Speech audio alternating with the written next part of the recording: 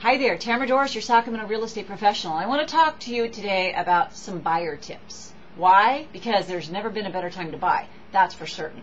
Money's never been so cheap to borrow, and housing prices have never been this low.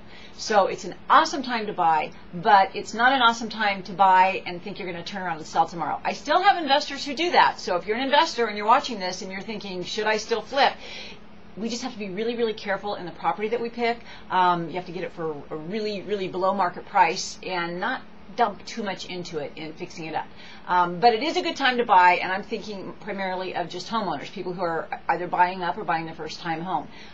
September, something's going to change. I encourage you to listen to the radio show today, which is at www.inlovewithsacto.com. Sherry Smits is going to talk a little bit about something that you'll need to know. But some of the things that you want to think about when you're buying a house. Number one, you've got to know how much you can afford, right? That's why you've got to call a lender.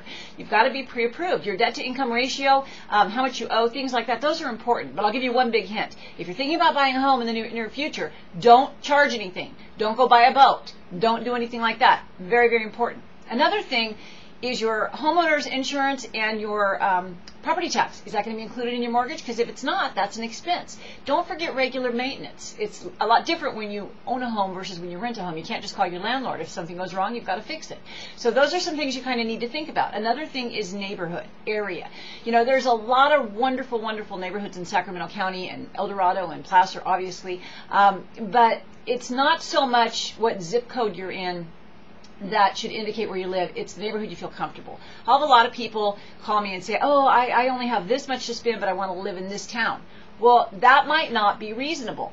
So just look a block outside of that town where you still can find very nice neighborhoods because it's still kind of that town. But just because it has a different zip code, it could be a little less. You know, and there's plenty of places that are very, very affordable right now. So my encouragement to you, first thing, call a lender. Call me. I'll give you the name of the best lender. Get yourself situated and know what you can afford, and then start your home search. Go to my website, www.buyinsacto.com, and start looking at the different homes and drive around the neighborhoods. Another good tip is to drive around at night, because you know what kind of neighborhood it is.